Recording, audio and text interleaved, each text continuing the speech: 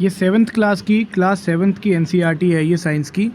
इसमें देखो carbon dioxide और जब वाटर मिलते हैं in the presence of sunlight and chlorophyll तो फोटोसिंथेसिस की प्रोसेस होती है और कार्बोहाइड्रेट और ऑक्सीजन बनता है। देखो ना सिर्फ लीव्स में ये फोटोसिंथेसिस होता है बल्कि ग्रीन स्टेम्स और ग्रीन ब्रांचेज में भी फोटोसिंथेसिस की प्रोसेस होती है, इनमें भी क्लोरोफिल होता है। डेजर्ट प्लांट जिसमें कांटेदार लीव्स होती हैं और ये क्यों होती हैं? To reduce the water loss by transpiration से वाटर लॉस ना हो, इसलिए डेजर्ट प्लांट्स में स्पाइन होते हैं, कांटे होते हैं। जो दूसरे कलर की लीव्स होती हैं इनमें भी क्लोरोफिल होता है, लेकिन जो दूसरे कलर का पिगमेंट होता है वो बहुत ज़्यादा लार्ज अमाउंट में होता है, क्लोरोफिल को ढक लेता है। कार्बोहाइड्रेट में बेसिकली कार्बन, हाइड्रोजन, ऑक्सीजन होता है। ये दूसरे फूड जैसे प्रोटीन और फैट बनाने में भी मदद करता है, लेकिन प्रोटीन में होता है नाइट्रोजन। और नाइट्रोजन कहाँ से आता है? अब ये जो नाइट्रोजन है, ये नाइट्रोजन जो गैसियस नाइट्रोजन है ये यूजेबल फॉर्म में नहीं होता है, ठीक है। तो प्लांट डायरेक्ट नाइट्रोजन एब्जॉर्ब नहीं कर सकते, लेकिन सोइल में जो नाइट्रोजन प्रेजेंट है कुछ बैक्टीरिया जैसे राइजोबियम उनको फिक्स करते हैं और फिर सोइल यूज़ करती है, ठीक है।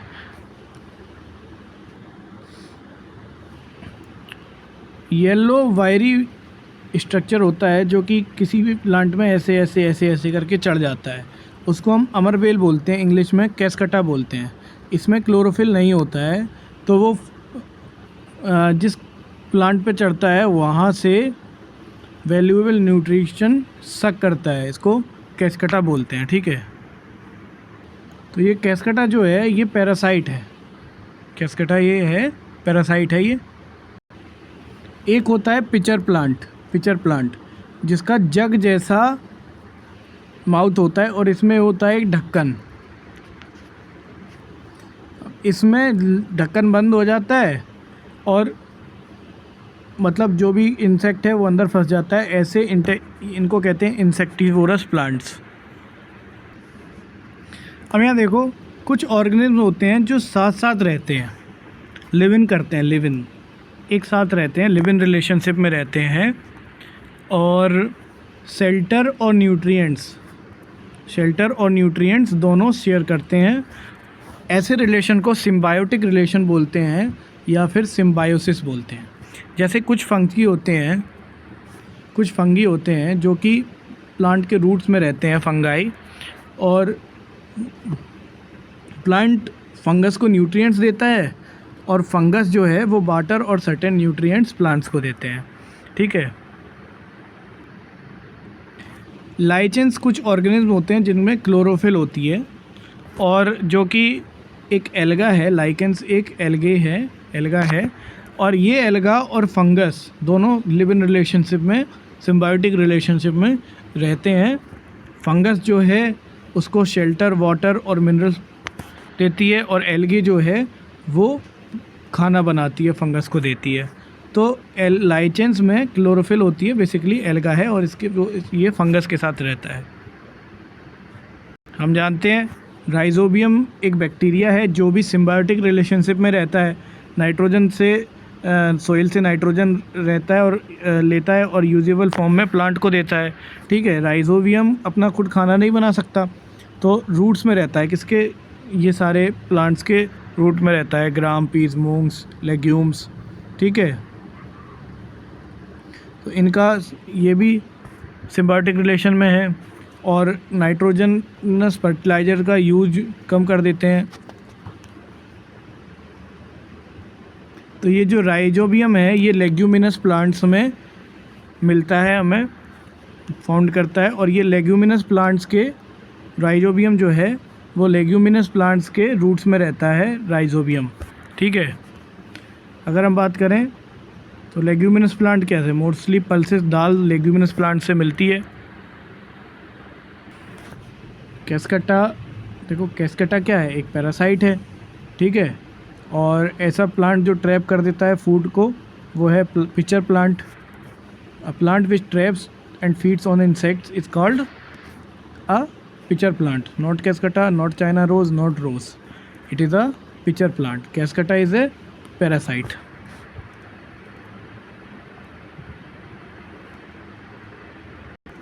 अब ये मैचिंग कर देते हैं.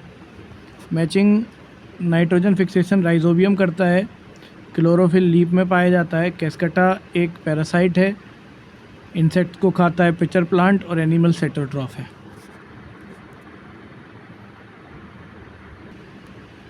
स्टारफिश. स्टारफिश ऐसे एनिमल्स को फीड करती है जिनके ऊपर कैल्शियम कार्बोनेट की हार्ड सेल्स होती है. मतलब जैसे शीप के अंदर हार्ड सेल्स होती हैं. और ठीक है, एलिमेंट्री कैनाल जिसको डाइजेस्टिव ट्रैक्ट बोलते हैं, इसके डिफरेंट पार्ट हैं. बकल कैविटी, ठीक है. डिफरेंट पार्ट्स कौन कौन से हैं? Buccal cavity, salivary gland, oesophagus, ठीक है, और स्टोमक, स्मॉल इंटेस्टाइन. तो buccal cavity, oesophagus, small intestine और लार्ज इंटेस्टाइन, रेक्टम या फिर एनस. यहाँ पे ये बताया गया कितने तरह के टीथ्स होते हैं. पहला है इंसीजर्स. इंसीजर कौन से होते हैं? 1 2 3 4, ठीक है, ये इंसीजर्स होते हैं. और ये कट और बाइट करने के काम आते हैं, ठीक है. तो 4 इंसीजर्स लोअर जॉ में होते हैं, ठीक है, और 4 अपर जॉ में होते हैं, ठीक है. तो 4 4 8 हो गए. तो टोटल 8 इंसीजर्स हैं. एक बार मैं खुद ही गिन लूँ. तो देखो कितने तरह के टीथ्स होते हैं. ये एक जॉ की बात कर रहे हैं हम. एक जॉ में 4 आगे के जो दांत होते हैं वो इंसीजर्स बोलते हैं उनको. और ऊपर के जॉ में मिला के टोटल इंसीजर्स 8 हो गए. 8 इंसीजर्स हो गए. कैनाइन की अगर बात करें तो कैनाइन टीथ्स, ये 4 टीथ्स के बाद जो 2 टीथ्स होते हैं इनको कैनाइन टीथ्स बोलते हैं. तो टोटल कैनाइन हो गए 4, ठीक है. इंसीजर्स हो गए 8 टोटल. और अगर हम बात करें फिर आ जाता है प्रीमोलर्स. तो ये 2 प्रीमोलर्स होते हैं. 2 प्रीमोलर्स होते हैं. तो प्रीमोलर भी हो गए कितने? 8. 2 इस तरफ और 2 इस तरफ, 2 ऊपर 2 नीचे, टोटल 8 हो गए प्रीमोलर्स. और फिर आते हैं मोलर्स. तो मोलर्स के 3 सेट हैं, 3 दाढ़ें होती हैं ये वाली. तो मोलर्स हैं हमारे 3. तो मोलर्स हमारे एक जॉ में 3 इस साइड 6 हो गए. तो टोटल 12 हो गए. तो इंसीजर्स टोटल 8 हुए. 4 इसमें, 4 इसमें, 4 इसमें, 4 इसमें. कैनाइन 2 इसमें, 2 इसमें, ठीक है. प्रीमोलर्स 4 इसमें, 4 इसमें. ऊपर नीचे की बात कर रहा हूँ, 6 और 6, ठीक है. तो ये हो गए हमारे टोटल 32 दांत. तो इंसीजर टोटल एक जॉ में 4 हैं, टोटल 8 हैं. कैनाइन एक जॉ में 2 हैं, टोटल 4 हैं. प्रीमोलर एक जॉ में 2 हैं और 2 इस साइड, 4 हैं एक जॉ में, टोटल 8 हैं. मोलर्स एक जॉ में 6 हैं और टोटल 12 हैं, ठीक है. मोलर्स अब ये आते हैं किसी चीज़ को इनिशियली बाइट करने में, ये आते हैं किसी चीज़ को फाड़ने में, और ये यूज होते हैं बेसिक ग्राइंडिंग में, और ये होते हैं हार्ड ग्राइंडिंग में, ठीक है. इसको ढंग से देख लो. इसको ऐसे याद रखेंगे, ICPM. कैसे याद रखेंगे? ICPM. ICPM. तो PM अगर IC में पहुंच जाए तो वो उनके IC में क्यों गए हैं? PM, क्योंकि उनके दांत में दर्द है. तो ठीक है, ICPM. तो इंसीजर, कैनाइन, प्रीमोलर, मोलर. अब यहाँ देखो, जब हम फूड को चबाते हैं तो सलाइवा मिक्स हो जाती है. और जब सलाइवा मिक्स हो जाती है तो वो क्या एक्शन करती है, इसको समझने के लिए एक एक्टिविटी करते हैं. इस सॉल्यूशन में, इस बीकर, इस टेस्ट ट्यूब में हम लेते हैं राइस को पका के और इसको मुंह में चबा के और फिर इसमें थूकेंगे, और फिर इसमें डालेंगे 2-3 ड्रॉप्स आयोडीन की. और यहाँ पे एक बिना चबाया हुआ बॉइल्ड राइस लेंगे और इसमें आयोडीन की ड्रॉप्स डालेंगे। अब होगा क्या, ये आयोडीन टेस्ट है। अब इसमें क्या होगा कि हमने ये देखा कि ये वाला आयोडीन जो है वो नीला पड़ गया, ये वाला सॉल्यूशन, ये ब्लू हो गया, और ये ब्लू नहीं हुआ, जैसे का तैसा रखा है। इसका मतलब क्या है, ये जो टेस्ट है ये प्रेजेंस ऑफ स्टार्च या कार्बोहाइड्रेट का टेस्ट होता है। ये स्टार्च टेस्ट या कार्बोहाइड्रेट टेस्ट बोलते हैं। ये स्टार्च टेस्ट जो होता है वो घी में भी होता है। घी में अगर कोई एनिमल या वेजिटेबल स्टार्च मिलाया हुआ है तो ये स्टार्च टेस्ट घी में भी काम आता है। तो आयोडीन टेस्ट, तो इसमें पता है कि इसमें पता चला कि इसमें तो ऑब्वियसली राइस है तो पूरा स्टार्च ही स्टार्च है, इसलिए ये ब्लू हो गया। लेकिन ये ब्लू क्यों नहीं हुआ? ये ब्लू इसलिए नहीं हुआ क्योंकि जब हमने चबाया तो सलाइवा क्या करती है, सलाइवा ने स्टार्च को ब्रेक डाउन करना चालू कर दिया। और स्टार्च को ब्रेक डाउन किया, किस में किया? शुगर्स में। स्टार्च को सलाइवा ने शुगर्स में ब्रेक डाउन कर दिया। अब इसमें स्टार्च बचा ही नहीं, इसलिए यहाँ पे ये सॉल्यूशन जो है वो ब्लू नहीं हुआ। इसका मतलब क्या है, जो सलाइवा है वो जैसे ही घुलती है फूड में वो स्टार्च को शुगर्स में कन्वर्ट कर देती है। ठीक है। अब टंग के टेस्ट की बात करें तो टंग का जो सबसे टिप होती है, ये टिप स्वीट्स टेस्ट करती है। जो सबसे पीछे का हिस्सा है इसके अपोजिट ये बिटर सॉल्ट टेस्ट करता है। टिप के जस्ट अपोजिट का जो एज है वो सॉल्टी टेस्ट करता है, और मिडिल ऑफ द टंग ये सार टेस्ट करता है। ठीक है, तो स्वीट, साल्टी, सार और बिटर। टेस्ट बड्स जो हैं वो पिपिलरी मेम्ब्रेन जो कि टंग पे फाउंड होती है उस पे प्रेजेंट होते हैं। इसमें बताया गया है कि 7.5 मीटर्स लंबी होती है हमारी स्मॉल इंटेस्टाइन। पेनक्रियाज जो है वो एक बड़ा सा क्रीम कलर का ग्लैंड है। पेनक्रियाज क्रीम कलर का ग्लैंड है और जो कि जस्ट बिलो द स्टोमक लाई करता है। पेनक्रिएटिक जूस जो है वो कार्बोहाइड्रेट, फैट्स और प्रोटीन्स और सिंपलर फॉर्म में इनको करता है, इनको ब्रेक डाउन कर देता है। इसमें स्टोमक की वर्किंग सबसे पहले 1822 में एक साइंटिस्ट थे जिनका नाम था विलियम बीमोंट नाम के एक साइंटिस्ट थे, जिन्होंने सबसे पहले इंसिडेंटली एक स्टोमक की फंक्शनिंग देखी थी। एक आदमी था अलेक्सिस, इसको गोली लगी थी पेट में, और पेट में गोली लगने के बाद जब डॉक्टर ने इसका इलाज किया तो ढंग से सील नहीं कर पाया वो, बट पेशेंट ज़िंदा हो गया। फिर उसने अंदर से देखा, इसके छेद में से देखा तो जो स्टोमक जो है वो खाने को चर्न कर रहा था ऐसे ऐसे। ठीक है, तो स्टोमक की वर्किंग सबसे पहले देखी थी विलियम बीमोंट ने। William Beaumont was the first one to see the working of the stomach. Liver जो है, लीवर बाइल जूस सेक्रेट करता है, और जो बाइल जूस है वो सैक लाइक स्ट्रक्चर जिसको गाल ब्लैडर बोलते हैं इसमें स्टोर होता है। तो लीवर बाइल जूस प्रोड्यूस करता है और स्टोर करता है गाल ब्लैडर में। Gall bladder is a sac like structure, and ये जो बाइल जूस होता है वो डाइजेशन ऑफ फैट्स में बहुत ज़्यादा हेल्प करता है। और पेनक्रियाज जो है वो क्रीम कलर के ग्लैंड हैं जो कि पेट के जस्ट नीचे लोकेटेड हैं, जस्ट बिलो द स्टोमक, और पेनक्रिएटिक जूस निकालते हैं जो कि कार्बोहाइड्रेट और फैट्स और प्रोटीन्स को ब्रेक डाउन करने में मदद करता है। अब जो फूड पार्टली डाइजेस्ट हो गया है पेट में, वहाँ से इंटेस्टाइन में जाता है, और स्मॉल इंटेस्टाइन के लोअर पार्ट में जाता है, और वहाँ से इंटेस्टाइनल जो जूस है वो डाइजेशन को कंप्लीट करता है, और कार्बोहाइड्रेट्स को सिंपल शुगर्स में ब्रेक करता है जैसे ग्लूकोज।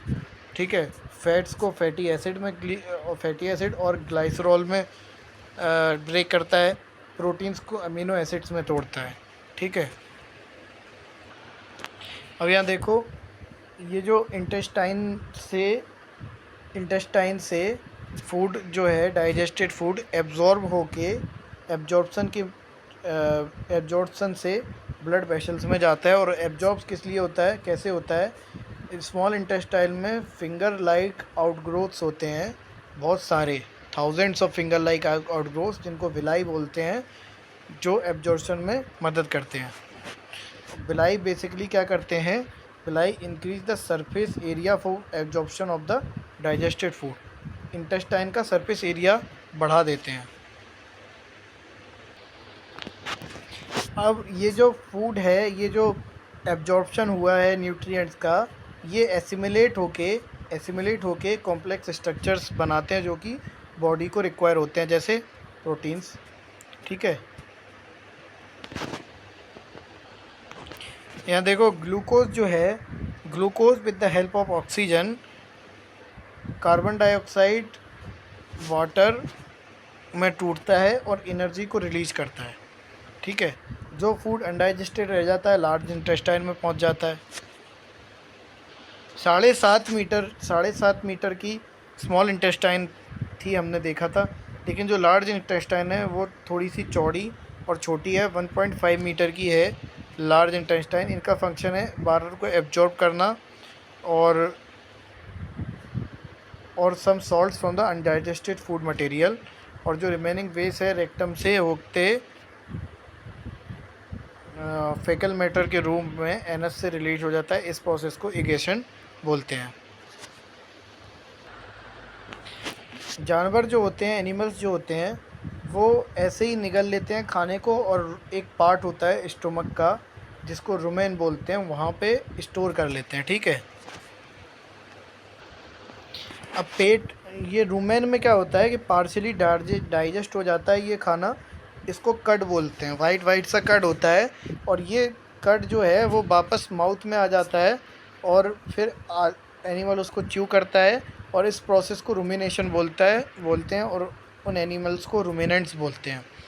तो ग्रास जो है, ग्रास सेलुलोज में रिच होती है, ग्लास सेलुलोज में रिच होती है।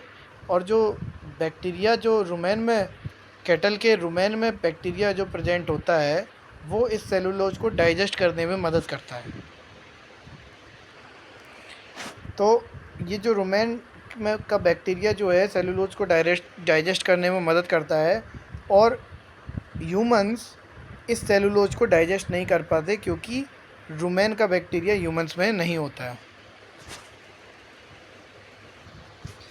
अब हॉर्सेस और रैबिट ऐसे एनिमल्स में, कैटल्स में तो हम जानते हैं पेट में रुमेन का बैक्टीरिया होता है, वो सेलुलोज को डाइजेस्ट करता है। हॉर्स और रैबिट ऐसे एनिमल्स जो दूध नहीं देते हैं, मतलब कैटल नहीं है जो, हॉर्सेस और रैबिट्स, इनमें क्या होता है कि एक सैक लाइक स्ट्रक्चर होता है, एक बड़ा सा सैक लाइक स्ट्रक्चर होता है जिसको सीकम बोलते हैं।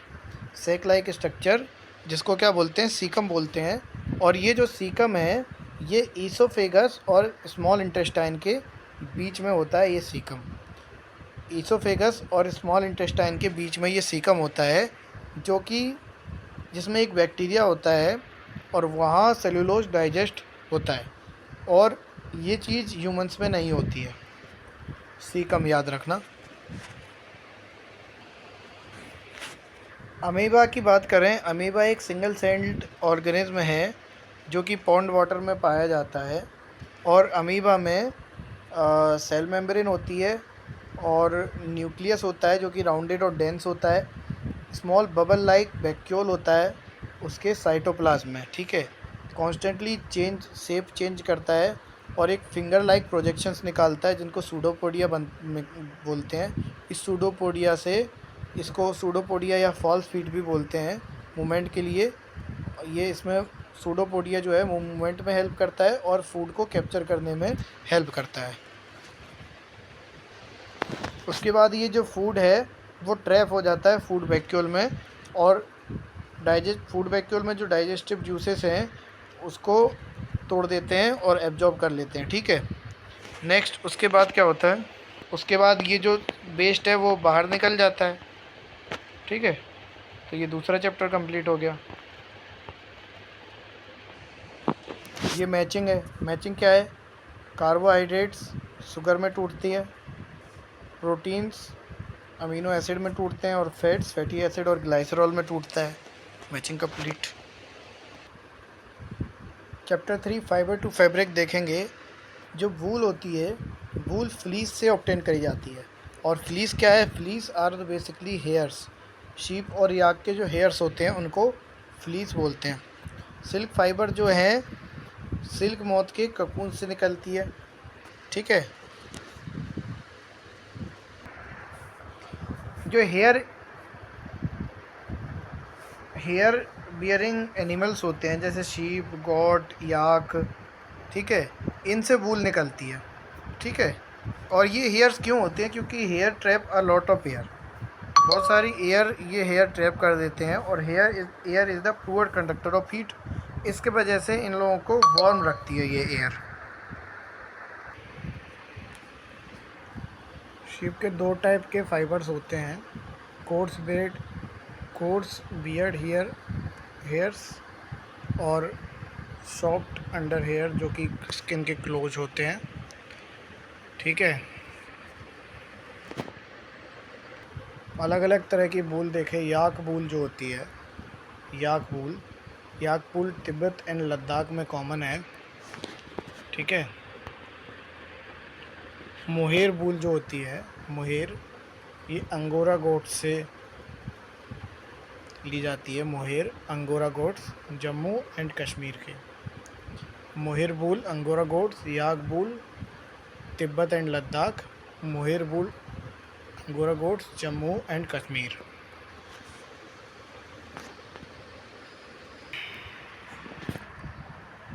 गोट से भी बनाई जाती है।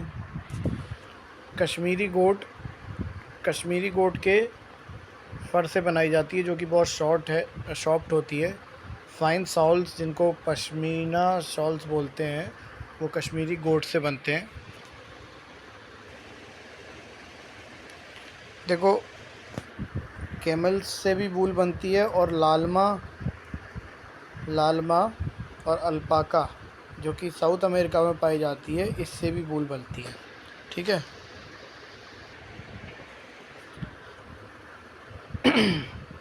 शीप्स की कुछ ब्रीड हैं जो कि मैचिंग में पूछ सकता है, बहुत इंपॉर्टेंट है। लोही राजस्थान की ब्रीड है और गुड क्वालिटी वूल बनाने के काम आती है। तो लोही राजस्थान की ब्रीड है। दूसरी रामपुर बुशैर उत्तर प्रदेश हिमाचल प्रदेश की ब्रीड है। नाली राजस्थान हरियाणा पंजाब में होती है। बखरवाल जम्मू कश्मीर की ब्रीड है। मारवाड़ी गुजरात की है। पठानवाड़ी गुजरात की। लोही स्पेशली राजस्थान और पंजाब की है। तो ऐसे याद रखना, जो राजस्थान के राजा होते थे वो लोही ओढ़ के बाहर निकलते थे। राजस्थान के जो राजा होते थे वो लोही ओढ़ के बाहर निकलते थे। ठीक है। रामपुर कहाँ है? उत्तर प्रदेश में है, और साथ में हिमाचल प्रदेश में भी है। तो रामपुर उत्तर प्रदेश और हिमाचल प्रदेश दोनों में रामपुर बुशैर। नाली राजस्थान हरियाणा पंजाब यही एरिया है नाली। तो राजा जो होते थे वो अगर कोई चीज़ नाली में गिर जाए ना तो दोबारा नहीं उठती। राजा की अगर रानी भी नाली में गिर गई तो फिर दोबारा राजा उसको बाहर नहीं निकाल सकता, त्याग देता था उसको। ठीक है। तो ये जो बेल्ट है राजस्थान पंजाब हरियाणा का ये एक बेल्ट है, और उत्तर प्रदेश हिमाचल प्रदेश का ये एक बेल्ट है। एक जम्मू कश्मीर है और एक गुजरात है। तो राजस्थान बेल्ट की हमने देख ली, लोही और नाली। लोही पहनते थे और कोई चीज़ नाली में गिर जाए तो राजा उठा नहीं सकते थे। ठीक है। रामपुर कहाँ है? उत्तर प्रदेश में, हम जानते हैं रामपुर। ठीक है। और हिमाचल प्रदेश ये जो बेल्ट है। और हम बोले बखरवाल जम्मू कश्मीर की है। ठीक है। तो जम्मू कश्मीर में इतने पहाड़ हैं कि वहाँ खेती नहीं होती, मतलब बखर नहीं चला सकते जम्मू कश्मीर में। ठीक है। और यहाँ मारवाड़ी और पठानवाड़ी ये दोनों गुजरात की हैं। गुज्जू जो हैं, गुज्जू भैया, वो मारवाड़ी भी हैं, वो पठानवाड़ी भी हैं। तो मारवाड़ी और अब यहाँ देखो अब कुछ अंदाज़ा लगाएंगे हम। तो ये देखो, जम्मू कश्मीर, जम्मू कश्मीर में सॉल्स हैं। तो जम्मू कश्मीर की जो बकरवाल ब्रीड है उससे क्या बोलते हैं, सॉल्स बनते हैं। ठीक है। गुजरात और राजस्थान, हरियाणा, पंजाब, राजस्थान, हरियाणा, पंजाब, तुम ये देखो, जो कारपेट बेचने आते हैं वो यहीं के होते हैं, राजस्थान, हरियाणा, पंजाब के होते हैं कारपेट बेचने वाले। हम मेरे यहाँ तो पंजाब से आते हैं, हरियाणा पंजाब में, क्योंकि हरियाणा पंजाब से आते हैं जो कारपेट बेचने वाले होते हैं।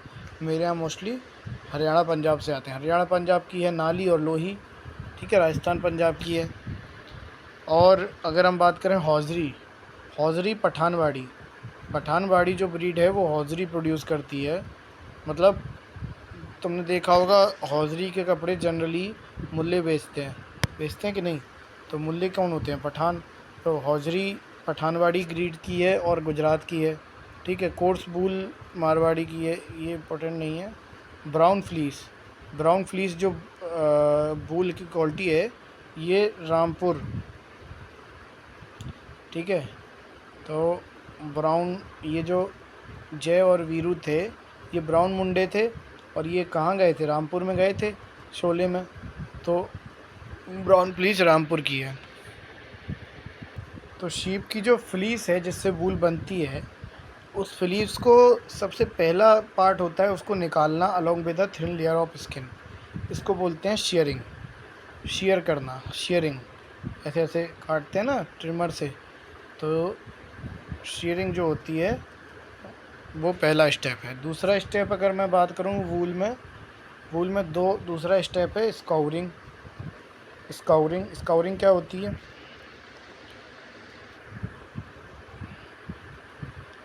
मतलब जो फ्लीस होती है, इसको निकालने के बाद इसको धोया जाता है। उस धोने के प्रोसेस को बोलते हैं स्काउरिंग। उसके बाद डिफरेंट टेक्सचर के जो फ्लीस है, हेयर स्किन है, वो सॉर्ट करी जाती है, सॉर्टिंग होती है। और फाइनली ड्राई करके और डाई करके इनकी फाइबर्स बना दिए जाते हैं। ये इमेजेस दिख रही हैं, ये शेयरिंग है, जो वूल है शीप की शेयरिंग हो रही है। ये धोया जा रहा है, इसको स्काउरिंग बोलते हैं। ठीक है।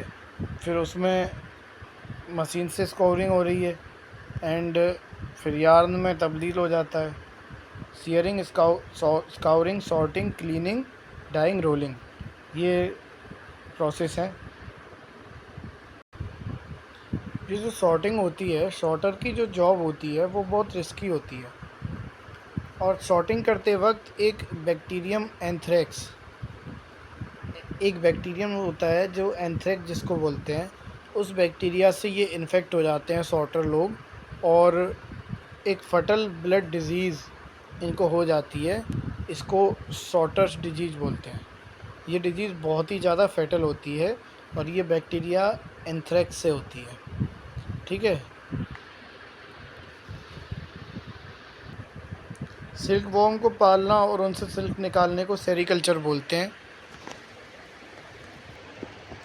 अब यहाँ देखो, सिल्क मॉथ क्या होता है? पहले अंडे होते हैं, अंडे हैच हो जाते हैं, लार्वा निकलते हैं, लार्वा को बोलते हैं कैटरपिलर या सिल्क वॉर्म बोलते हैं। उसके बाद कैटरपिलर नेक्स्ट स्टेज में पहुँचता है जिसको प्यूपा बोलते हैं, और वो प्यूपा नेट बनाता है और उसको हेड साइड से लटक जाता है। ठीक है।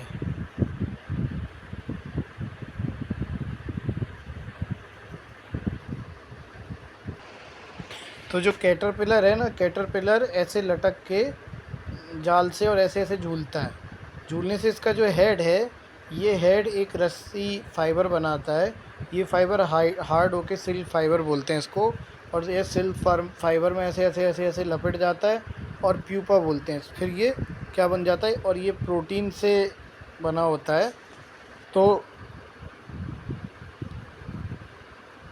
ठीक है, प्यूपा बन जाते हैं। और जो कवरिंग होती है इसको ककून बोलते हैं। ठीक है, और फर्दर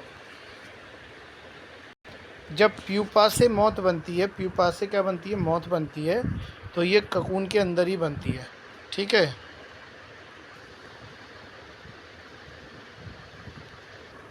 तो जो सिल्क के अलग अलग तरह के प्रकार हैं, तसार, मूंगा, कोसा, जो मोस्ट कॉमन है वो है मलबेरी सिल्क मॉथ। ठीक है, ये जो लार्वा होती है कैटरपिलर की, ये डे और नाइट, ठीक है, ये मलबेरी के पत्ते खाते हैं, मलबेरी के लीव्स खाते हैं, मलबेरी लीव्स खाते हैं और इनॉर्मसली बढ़ जाते हैं साइज़ में। इनका पेट भर जाता है, उसके बाद थ्रेड्स निकाले जाते हैं ककून में से, और ये थ्रेड निकालने को बोलते हैं रीलिंग ऑफ सिल्क। तो यहाँ चैप्टर 3 भी कंप्लीट हो गया हमारा। चैप्टर 3 हुआ कंप्लीट। आगे बढ़ते हैं। एक क्लिनिकल थर्मोमीटर जिससे हम बुखार नापते हैं, 35 से 42 डिग्री की उसकी रेंज होती है। बुखार नापने वाला थर्मोमीटर 35 से 42 डिग्री की रेंज होती है। तो जो नॉर्मल ह्यूमन बॉडी टेम्परेचर होता है ये 37 डिग्री सेल्सियस होता है। लेबोरेटरी का जो थर्मोमीटर होता है, लेबोरेटरी थर्मोमीटर, इसकी जो रेंज होती है -10 से 110 डिग्री सेल्सियस होती है।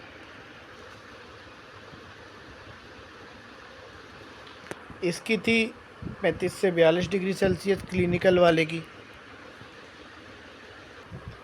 यहाँ पे लैंड ब्रिज और सी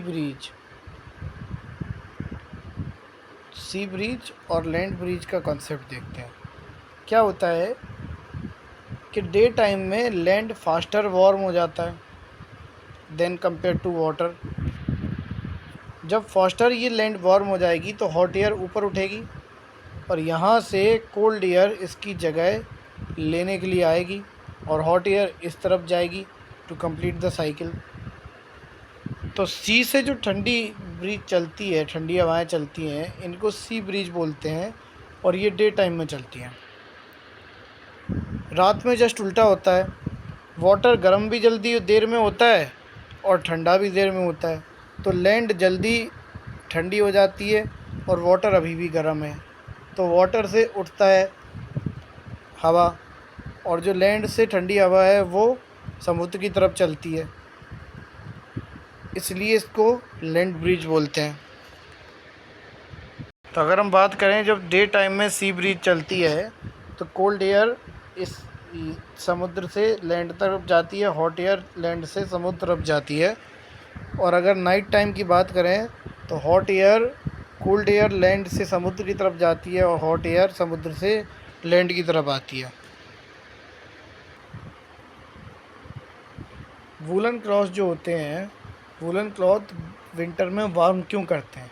क्योंकि वूल जो है वो पुअर कंडक्टर ऑफ हीट है और जो एयर है वो उसके बीच में, उसके फाइबर्स के बीच में ट्रैप हो जाती है। ठीक है, एयर भी पुअर कंडक्टर ऑफ हीट है। तो जब एयर ट्रैप हो जाती है तो हीट एस्केप नहीं कर पाती हमारी बॉडी की, इसलिए हमें गर्म रखती है। यहाँ देखो, जब हम पानी को गर्म करते हैं तो सतह, ये जो नीचे का पानी है, नीचे का जो पानी है ये ऊपर उठता है, गर्म पानी, और ठंडा पानी नीचे आता है। फिर ये ऊपर उठते का नीचे, ये साइकिल चलती रहती है और पानी पूरा एकदम गर्म हो जाता है। इसको कन्वेंशन, इसको बोलते हैं कन्वेक्शन। इसको क्या बोलते हैं? कन्वेक्शन बोलते हैं। ये प्रैक्टिकल क्वेश्चन है कि जो आयरन बॉल है 40 डिग्री सेल्सियस पे ड्रॉप करती है और वाटर भी 40 डिग्री सेल्सियस पे है। ठीक है, तो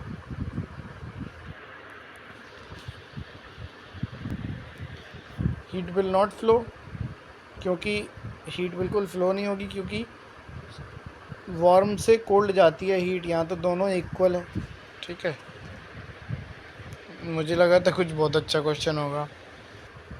तो यहाँ फोर्थ चैप्टर भी कंप्लीट होता है। एसिड जो है वो लैटिन वर्ड एक्रे से आया है, जिसका मतलब होता है सार। तो बेसिस जो होते हैं वो बिटर टेस्ट करते हैं, एसिड सार टेस्ट करते हैं। एसिटिक एसिड विनेगर में पाया जाता है।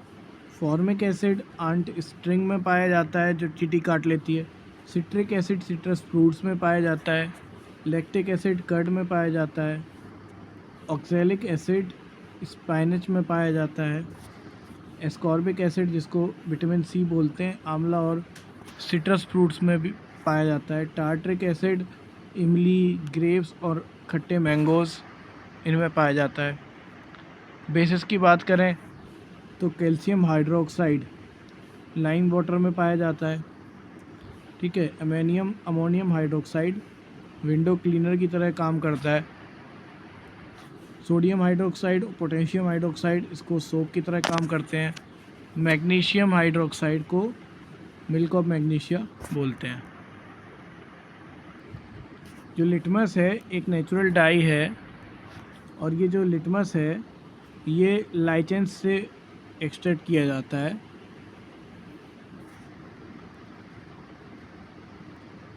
डिस्टिल्ड वाटर में ये पर्पल कलर का होता है।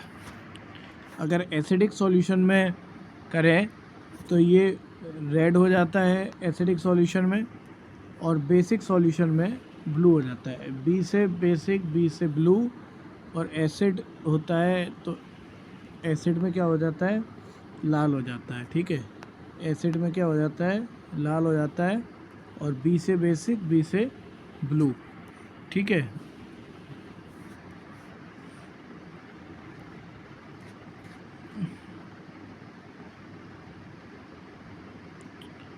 तो दो तरह के लिटमस पेपर होते हैं, रेड और ब्लू लिटमस पेपर। ठीक है, कलर चेंज नहीं होता है तो न्यूट्रल हो जाते हैं। मतलब अगर रेड लिटमस ब्लू हो जा रहा है इसका मतलब बेस है, और ब्लू लिटमस अगर रेड हो जा रहा है इसका मतलब एसिड है, और अगर कुछ नहीं हो रहा है तो न्यूट्रल सॉल्यूशन है। ये दिखा रहा है कि टर्मरिक भी एक नेचुरल इंडिकेटर है। जब टर्मरिक पे बेस लगाया जाता है तो टर्मरिक रेडिश कलर की हो जाती है। चाइना रोज या फिर गुड़हल भी एक अच्छा इंडिकेटर है। गुड़हल का अगर सॉल्यूशन लेते हैं और इसमें एसिड मिलाते हैं तो ये मैजेंटा कलर का हो जाता है, डीप पिंक, और अगर बेस मिलाते हैं तो ग्रीन हो जाता है, बी जी और एसिड मैजेंटा। तो एसिड मिलाते हैं तो ये मैजेंटा कलर का हो जाता है, और बेस मिलाते हैं तो ये ग्रीन हो जाता है। ठीक है, फिनोप्थलीन एक ऐसा इंडिकेटर है, और फिनोप्थलीन भी एक इंडिकेटर है। और फिनोप्थलीन में क्या होता है कि फिनोप्थलीन में जब बेस मिलाया जाता है फिनोप्थलीन में बेस मिलाया जाता है तो ये पिंक हो जाता है, और जब एसिड मिलाया जाता है तो ये कलरलेस रहता है। समझ रहे हो?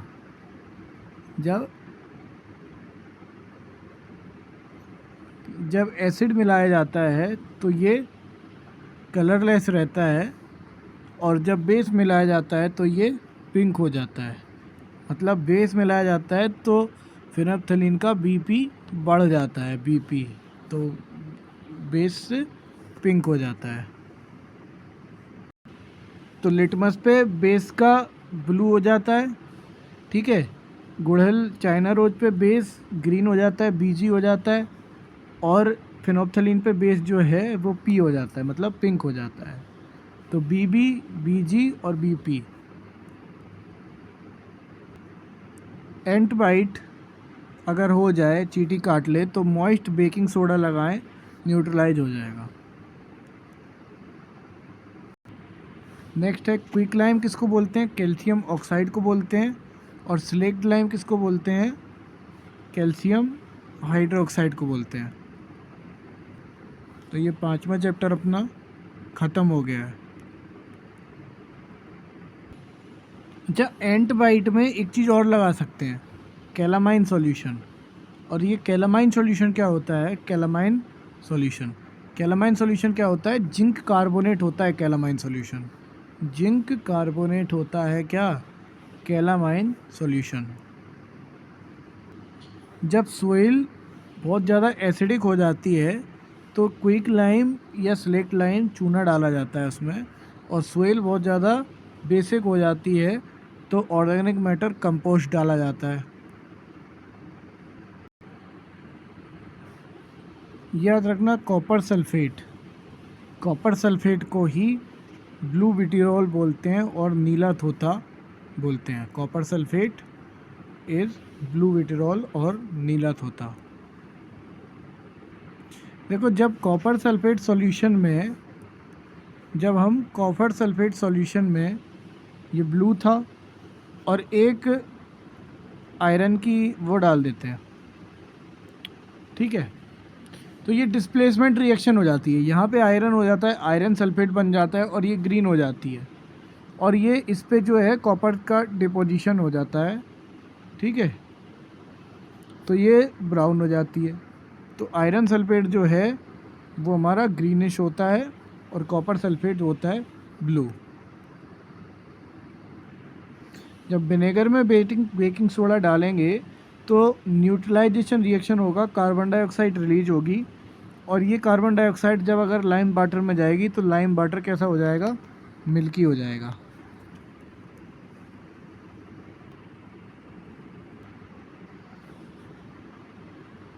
आयरन पे जिंक की एक लेयर चढ़ाने को गैल्वेनाइजेशन बोलते हैं। ये शायद 5वां 6वां चैप्टर था, ये भी ख़त्म होता है। कुतुब मीनार दिल्ली में एक आयरन पिलर है जो कि लगभग 7 मीटर से ज़्यादा है, 6000 किलो से ज़्यादा इसका वज़न है और 1600 साल से ज़्यादा पुराना है, फिर भी इसमें रस्ट नहीं लगी। उड़ीसा में सन 1999 18 अक्टूबर 1999 को उड़ीसा में 18 अक्टूबर 1999 इन उड़ीसा 200 किलोमीटर की स्पीड से साइक्लोन आया, और उसके बाद 29 अक्टूबर को फिर से 260 किलोमीटर प्रति घंटे की बार उड़ीसा में साइक्लोन आया था। साइक्लोन को अमेरिका में हरिकेन बोला जाता है, फिलीपींस और जापान में टाइफून बोला जाता है। अगर हम सोइल की लेयर्स देखें तो सबसे ऊपर लेयर होती है ह्यूमस की, फिर वाटर की लेयर होती है, फिर क्ले होता है, फिर सैंड होता है, फिर ग्रेवल होती है। Humus, water, clay, sand, gravel. Humus, water, clay, sand, gravel.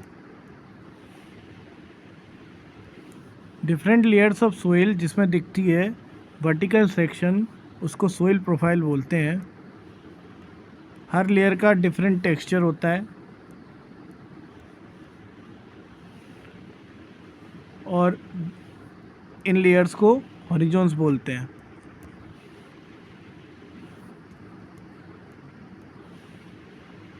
तो हर एक लेयर का texture, colour, depth, chemical composition सब अलग होता है। जो अपर मोस्ट हॉरिजॉन होता है, सबसे ऊपर का हॉरिजॉन, ये डार्क इन कलर में डार्क होता है एंड रिच इन ह्यूमस, ठीक है। और ह्यूमस से सोइल फर्टाइल होती है, ये टॉप सोइल जो होती है, और सॉफ्ट होता है, पोरस होती है ये soil and can retain more water, और इसको टॉप सोइल या ए हॉरिजॉन बोलते हैं। टॉप सोइल या ए हॉरिजॉन। नेक्स्ट लेयर जिसको बी हॉरिजॉन बोलते हैं, इसमें जो ह्यूमस होता है वो थोड़ा कम होता है, मिनरल्स थोड़े ज़्यादा होते हैं और जनरली हार्ड होती है और थोड़ी कॉम्पैक्ट होती है। बी ओरिजोन या मिडिल लेयर। थर्ड लेयर है सी ओरिजोन।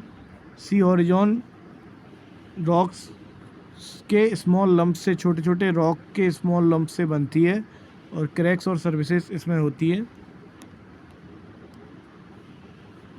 इसके इस लेयर के नीचे, सी ओरिजोन के नीचे बेड रॉक होता है जो कि बेसिकली हार्ड होता है और कुदाल से खोदने में बहुत ज़्यादा डिफ़िकल्ट होता है। सबसे नीचे बेड रॉक होता है। तो अब लेयर्स यहाँ दिखती हैं।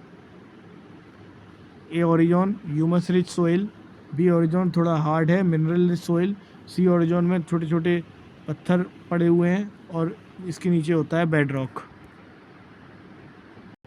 तो अगर बहुत ज़्यादा बिग पार्टिकल्स हैं तो उसको सैंडी सोइल बोलते हैं, बहुत ज़्यादा फाइन पार्टिकल्स हैं तो वो क्लेई सोइल हो जाती है।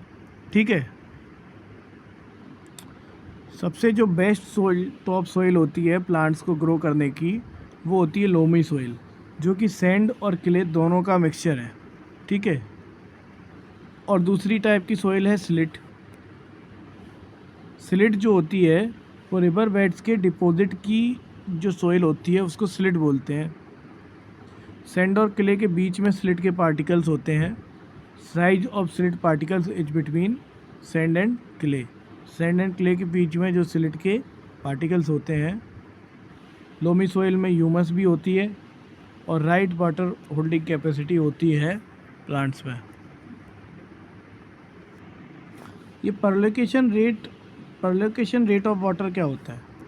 सोइल में परलोकेशन रेट ऑफ वाटर होता है कि कितना फास्ट सोइल की लेयर से वाटर पास हो जाता है, वो रेट होता है। अब ये नापते कैसे हैं? ये नापते ऐसे हैं, percolation rate of water is equal to amount of water and time of passing, means percolation time. अगर हम क्रॉप्स की बात करें तो क्लेई और लोमी सॉइल्स में जो सीरियल्स जैसे बीट और चना ये उगाई जा सकती हैं। क्लेई और लोमी थोड़ी सी फाइन सॉइल्स होती हैं क्योंकि इनमें वाटर रिटेनिंग कैपेसिटी बहुत ज़्यादा होती है। पैडी के लिए ऐसी सॉइल्स जो कि क्ले और ऑर्गेनिक मैटर में रिच हो और वाटर रिटेनिंग कैपेसिटी इसमें हो। लेंटिल्स के लिए जैसे मसूर और दूसरी पल्सेस के लिए लोमी सॉइल्स जो कि इजीली वाटर ड्रेन कर देती हैं, ऐसी सॉइल्स चाहिए होती है। कॉटन के लिए सैंडी लोम और लोम चाहिए होती है जो कि वाटर इजीली ड्रेन कर सके। क्लेई सॉइल्स जो होती हैं वो वाटर बहुत जल्दी रिटेन करती है और जो लोमी सॉइल होती है वो ड्रेन करती है। एक डेटा है, जब हम इनहेल करते हैं तो उसमें 21% ऑक्सीजन होता है, जैसे हम जानते हैं। 0.0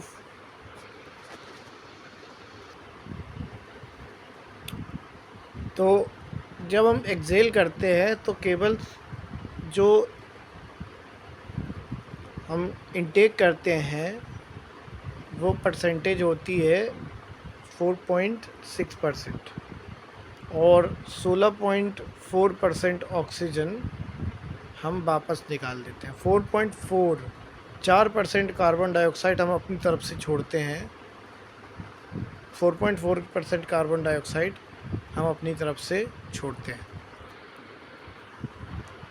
अगर कॉकरोच में बात करें तो कॉकरोच के साइड्स में स्मॉल ओपनिंग्स होती हैं बॉडी के साइड्स में। इन ओपनिंग्स को स्पाइरेकल्स बोलते हैं। कॉकरोच में इन ओपनिंग्स को स्पाइरेकल्स बोलते हैं। और बाकी जो इंसेक्ट्स होते हैं उनके पास ट्रैके सिस्टम होता है। ये ट्रैके केवल ट्रैकियल सिस्टम जो होता है वो बाकी के इंसेक्ट्स में होता है। कॉकरोच में साइड में स्पाइरिकल्स होते हैं, स्मॉल ओपनिंग्स होती हैं, स्पाइरिकल्स बोलते हैं इनको। अर्थवॉर्म की बात करें तो earthworm breathe through their skin से ब्रीथ करते हैं अर्थवॉर्म।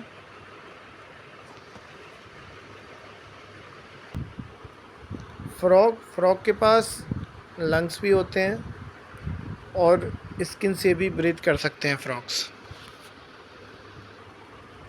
इंग्लिश फिजिशियन थे विलियम हार्वे। इन्होंने सर्कुलेशन ऑफ ब्लड की डिस्कवरी करी थी। सबसे पहले ये बताया था कि ब्लड जो है वो वेन्स में सर्कुलेट करता है।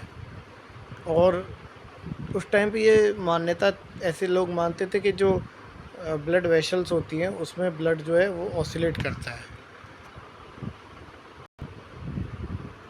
22 मार्च को मनाया जाता है वर्ल्ड वाटर डे। 22 मार्च, 2 बूंद ज़िंदगी की। तो वाटर के लिए दो बूंद के लिए तरसेंगे हम, समझ रही हो? इसलिए आज ही मार्च करो।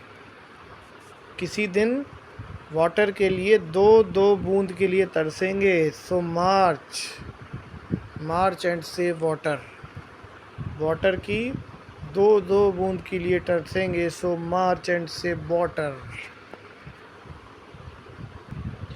यूनाइटेड नेशंस ने कहा है कि per person per day 50 litre water की रिक्वायरमेंट होती है वॉशिंग, कुकिंग, प्रॉपर हाइजीन के लिए। 50 litres of water per person per day. साल 2003 को 2003 was called the international year of fresh water की साल थी, साल 2003। तो हमें, जैसे हम ग्राउंड में अगर छेद करें तो हमें एक लेयर मिलेगी, एक जगह मिलेगी जहाँ रॉक्स और सोइल्स के बीच में कुछ पानी भरा होगा। इस पानी की अपर लेयर को वाटर टेबल बोलते हैं। जब पानी बरसता है तो वाटर ग्राउंड में चला जाता है। इस सीपिंग ऑफ वाटर को हम इनफिल्ट्रेशन कहते हैं। The seeping of water to the ground back is called infiltration. और इससे इनफिल्ट्रेशन से ग्राउंड वाटर रिचार्ज हो जाता है। अब जो ग्राउंड वाटर है वो स्टोर कहाँ है? ग्राउंड वाटर स्टोर कहाँ है? ग्राउंड वाटर टेबल के नीचे जो हार्ड रॉक है उसकी लेयर्स में फंसा हुआ है ग्राउंड वाटर। और ये जो लेयर्स हैं, इसको यहाँ जो जहाँ वाटर फंसा हुआ है ग्राउंड वाटर, उसको एक्वीफायर बोलते हैं। एक्वीफायर। और एक्वीफायर से जो पानी है वो हैंडपम्प से निकाला जाता है या तो ट्यूबवेल से निकाला जाता है। यहाँ देख रहे हो, जैसे हमने खोदा, हाँ, खोद के क्या हुआ, ये जो दिख रही है ये वाटर टेबल है। ये वाटर टेबल मिली, इनफिल्ट्रेशन से पानी वाटर टेबल तक पहुंच गया। ये जो नीचे हार्ड रॉक है वाटर टेबल के, इस हार्ड रॉक के नीचे एक पूरी नदी है ग्राउंड वाटर की। इस नदी को एक्वीफायर बोलते हैं। क्या बोलते हैं? एक्वीफायर या फिर एक्वीफर बोलते हैं बेसिकली। पहले ज़माने में बावरीज बनाई करती थी। ये बेसिकली वाटर स्टोरेज और वाटर रिचार्ज के लिए होती थी। दिल्ली में बहुत सारी बावड़ीज़ हैं, जैसे रानी की बाव एक वर्ल्ड हेरिटेज साइट है जो कि गुजरात में है। शायद 100 रुपये के नोट पे रानी की बाव छपा हुआ है।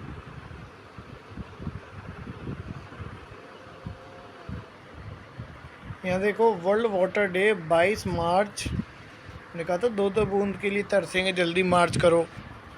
तो वर्ल्ड वाटर डे 22 मार्च 2005 को सेलिब्रेट किया गया और तब से रोज़ हर बार कर रहे हैं।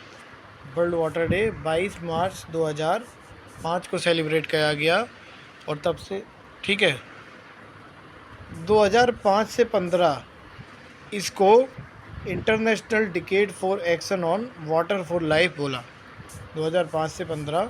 This was the international decade for action on water for life, water for life. Mahatma Gandhi once said, "No need to wait for anyone else to adopt human and enlightened. No need to wait for anyone else to adopt human and enlightened course of action." This was said by Mahatma Gandhi. तो यहाँ पे हमारी ये book होती है complete.